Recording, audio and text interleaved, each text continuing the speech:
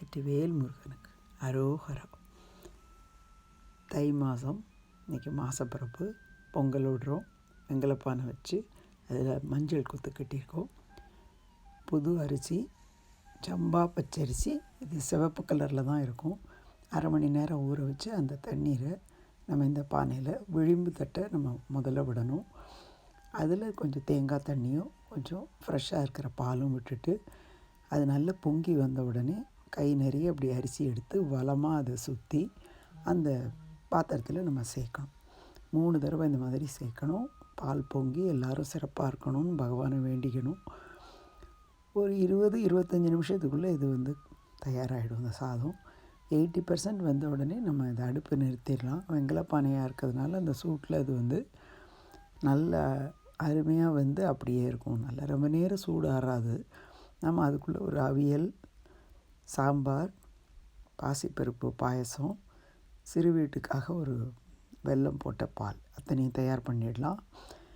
இந்த கரிகாலாம் நறுக்கி முதல்ல தயாராக வச்சுருக்கோம். நிறைய காய்கறி, வாழைக்காய், கத்திரிக்காய், முருங்கைக்காய் எல்லாம் போட்டு பண்ணிடுவோம்.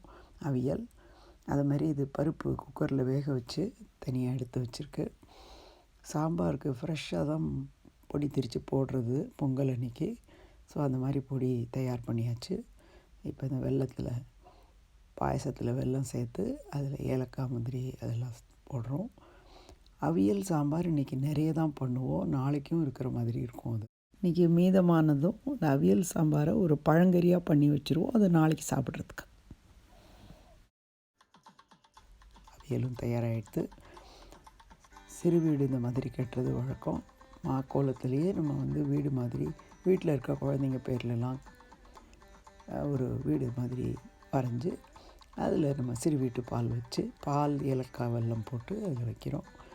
பூஜை பண்ணி எல்லோரும் நல்லா இருக்கணும், எல்லாருக்கும் எல்லாம் கிடைக்கணும், பகவானுடைய அனுகிரகத்தில் எங்கும் சிறப்பாக நடக்கணும் அப்படிங்கிறது நம்மளுடைய பிரார்த்தனை. பெரியவர்களுக்கு நம்மளுடைய வணக்கங்கள், சிறியவர்களுக்கு நம்மளுடைய ஆசைகள்.